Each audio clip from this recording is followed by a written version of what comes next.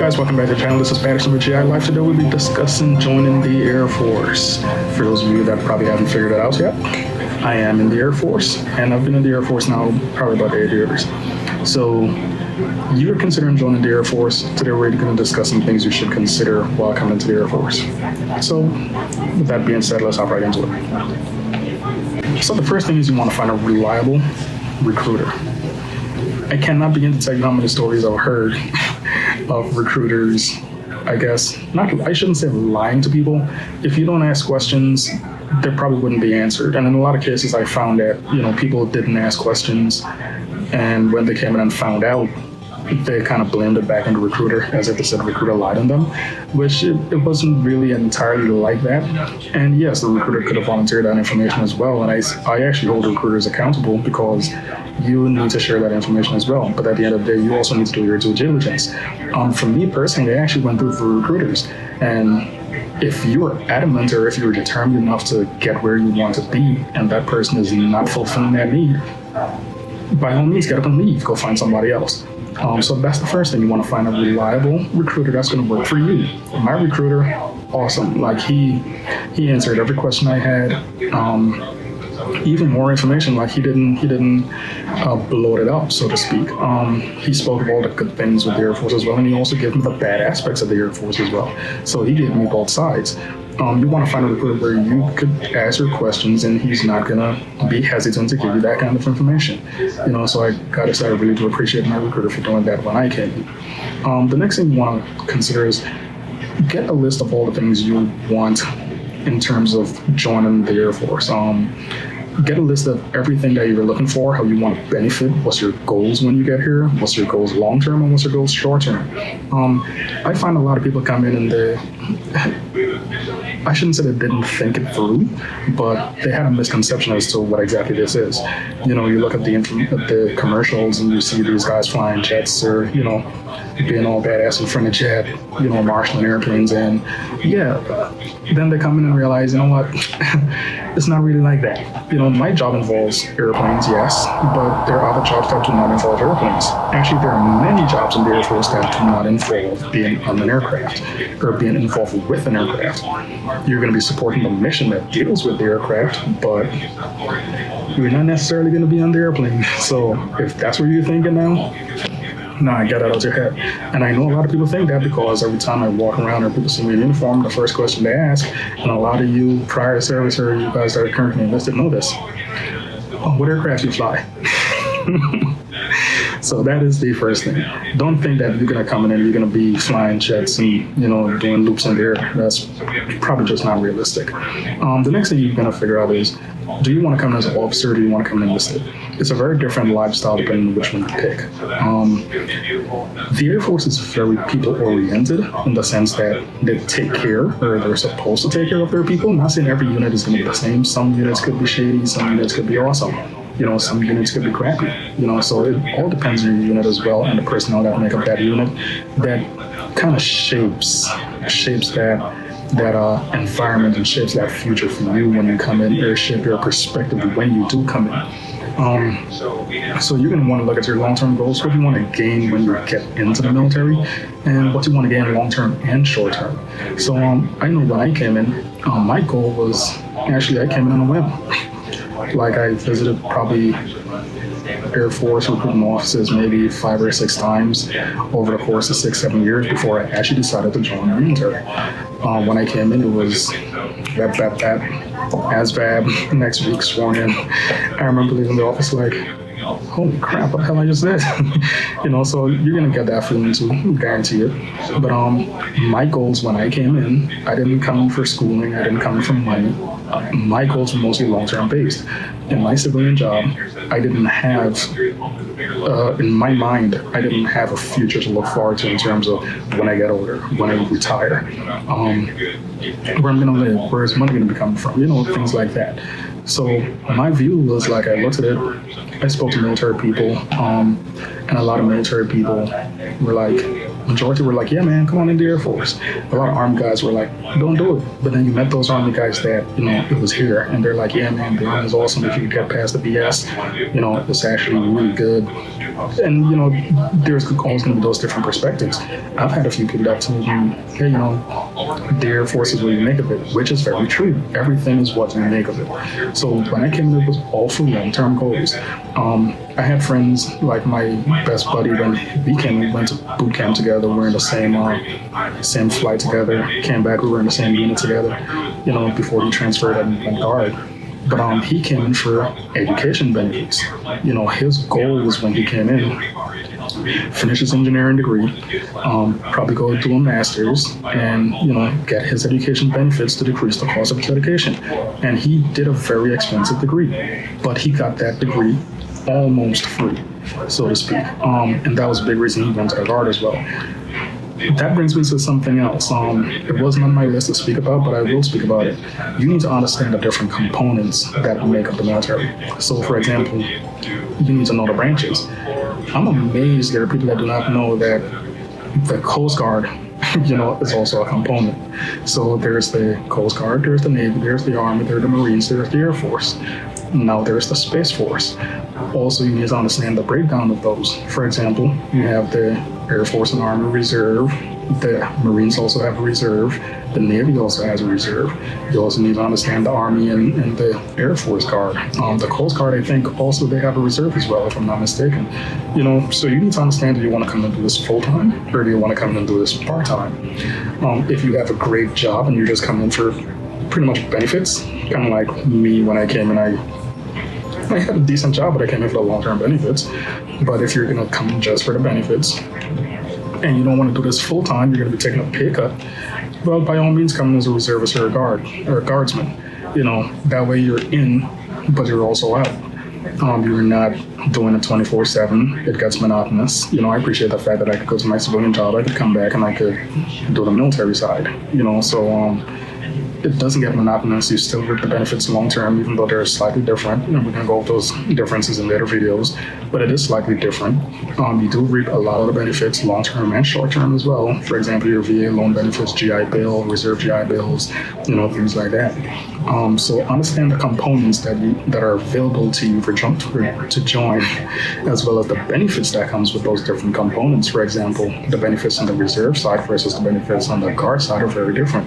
Not drastically different, but they are different.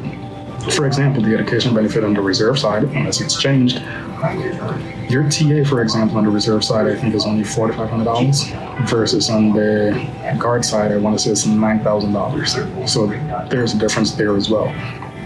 On the reserve side, you could use your GI Bill and go to school. On the guard side, you could go to, depending on where you are, you could go to a state school for free. So there's a lot of different things and a lot that goes into it. So you have a lot to think about if you're considering coming into the military, coming into the Air Force in a whole. The next thing you want to figure out is the job that you want to come into, your job options. So for me personally, I always wanted to work with airplanes. I fly on my civilian job. So I wasn't so pressed to get a flying job when I got into the military. For example, boom operator, load master, it sounded fun. Like my recruiter sold me on it. It was fantastic sounding, like best thing ever. And I thought to myself, I fly every day. Like I literally get in an airplane like 3 to 4 days a week. Do I want to leave that and come here and do the exact same thing, flying an airplane?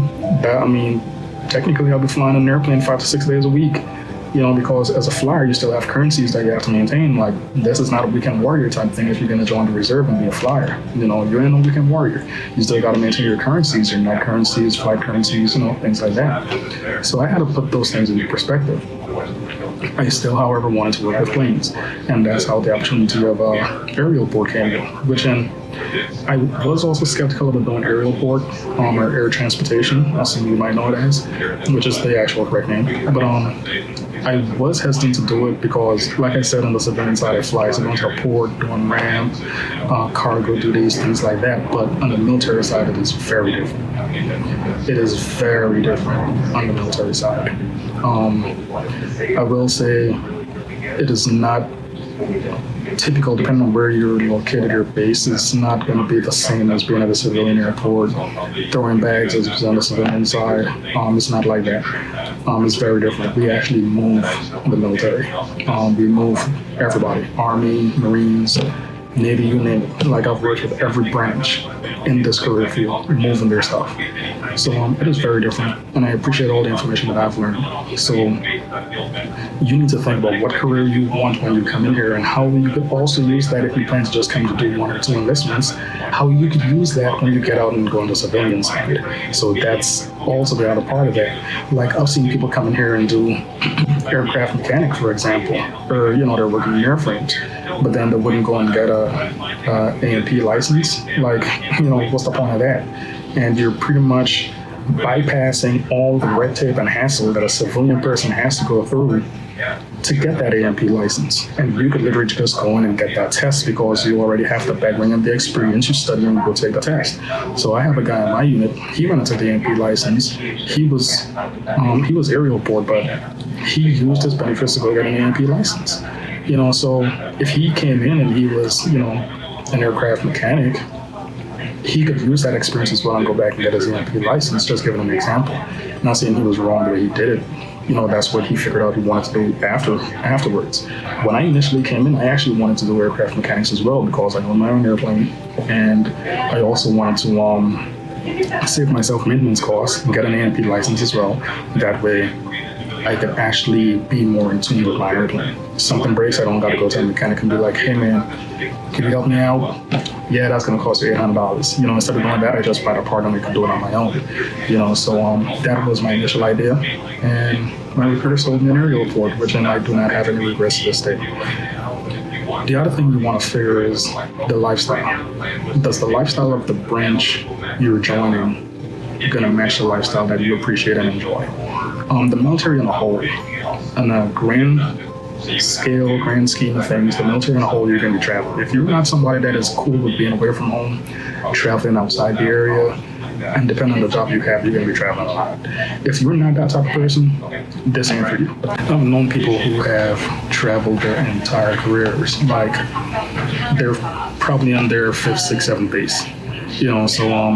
If you're somebody that needs stability, yeah, you could be stable in the military depending on how you want to do it. Some people find getting up and moving every 2 to 3 to 4 or 5 years is unstable to them. For me, I could get up and move randomly. Like, they asked me to go to Alaska tomorrow, I'd gladly get up and go. I'm not pressed as to locations, the type of bases, I'm really not. Like, I could have Minot, North Dakota, and I have a great time in Minot, North Dakota because I'm flexible. So those are some things that you want to consider. The job that you get could also dictate how often you deploy. So for example, in my career field, we deploy pretty often, especially being on the reserve side, we deploy pretty often. So that ties back into the job that you're going to select. Medical is pretty tough to get into. Pilot, sorry, but if you want to be a pilot right now, you kind of miss that little hiring boom. With the airlines supposedly going to be furloughing people, it's probably going to be a lot harder to get those pilot seats. The route that I was going to take about 2 years ago was to join the Army and do the warrant officer program to become a pilot. But honestly, and this goes back to what I mentioned earlier, the culture is just not for me. I'm always turned off by it and how to present it. I'm always turned off by it. And I know warrant officer pilots, and they swear up and down that it's great. They even encourage me to come in, do it, get my ratings, get in the system, and transfer back to the Air Force. I don't know how that's going to work, but I kind of just lost that interest. So that's another thing that you want to look at. Another thing is, your career choice could be good and it could be bad, which we kind of tapped on earlier. So if you want, I heard the Navy CBs are actually pretty good, and we're just going to use the CBs and the civil engineers for a good example.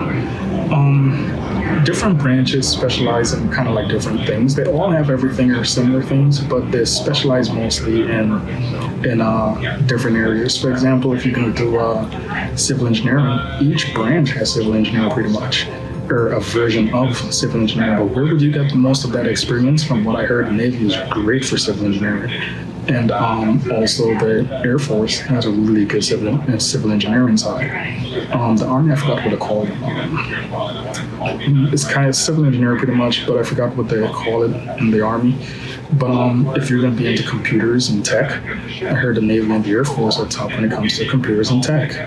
So that also has to shape your decision of which branch you're going to join. If you're interested in being a nurse or a doctor, I heard, the Navy, the Air Force is great for that.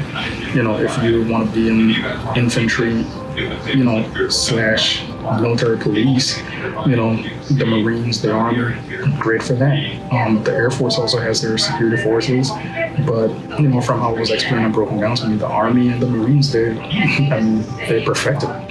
If you want to deal with tanks, well, the only place you can really deal with tanks would be the Marines and the Army again. If you want to be home and stateside, and you're going to be moving around stateside as well as a few places overseas, the Coast Guard is a great option. Actually, the Coast Guard and the Navy has the most specialized training of any branch that I can say hands down. If you're coming into the government side, there are certain jobs that only a naval person or a coastie is going to get, because the type of training that they have is you're just not going to get that. Like, for example, air and sea interdiction. Who does this air and sea interdiction? I mean, outside the Navy and the Coast Guard, and maybe a little bit of the Marines, the Army as well will get into that a little. But when I went up for that job for the government, I think it was for CBP. If you were in Navy or Coast Guard, you just didn't fit the bill, and they were great paying jobs too. So that's just throwing it out as an example. Another thing that I'll briefly touch on, this video is getting kind of long, so I'm going to try to wrap this up real quick. But another thing that I'll touch on, know your contract. Know what is in that contract. Too many times I've heard people come in and they thought they were coming in for a specific job, or they thought they were going to come and do 4 years, and then they found out at basic training, no, your contract is 6 years. No, your job actually says you're going to be a cook. No, your job actually says you're going to be an admin, and then they're shocked about it. Or your job is open general. It's listed as open general, so, here's a wish list, pick, or they're promised, or they think that they're going to be based somewhere close to home. When really and truly are you going to get an overseas base? When these are things that should be pressed out before you get this far down into the process. These are things that should have been ironed out. So know the contract, know what your contract says. A big one, a huge one that I can't say this enough. I've heard this so many times. People come in thinking, and they think it's in the contract because the recruiter said it is, which a lot of times I can't fault the recruiter because things could be left out, yes, but the recruiter could say, hey, you're going to come in as an E5 because you got a master's. Well, goddamn, man, if it's not in the contract, it doesn't count. So I know people who blame the recruiter because the recruiter said, when you come in and you graduate basic training, you're going to be an E4 or you're going to be an E3. But holy hell, it wasn't in the contract. And you didn't meet the requirements to be that rank when you left basic training. For example, you need your credit requirements. If you didn't have the required amount of credits, you're not getting that when you leave basic because it's not in your contract and you didn't present it. I know one guy blamed the recruiter because he was supposed to be a certain rank, according to him. Said the recruiter didn't put it in his contract. Well, he didn't provide the information to the recruiter in the first place. So those are things you gotta think about when you're making a decision like this to come in. This is a long-term decision. This is something that's gonna affect you, especially if you're going active duty. This is something that directly affects you. So with that, I'm gonna end the video here. If you guys got questions, feel free to post them in the comments below. I'm going to answer everything as I could, as best as I could. If I don't know the answer, I'm going to go find the answer for you, and I'll put it in the comments below. Also, please remember to like the video, subscribe to the channel. That way you're updated every time I upload a new video, and it helps the channel to grow. So with that, guys, I'm going to end the video here. I appreciate you guys taking the time to watch the entire thing, and over and out.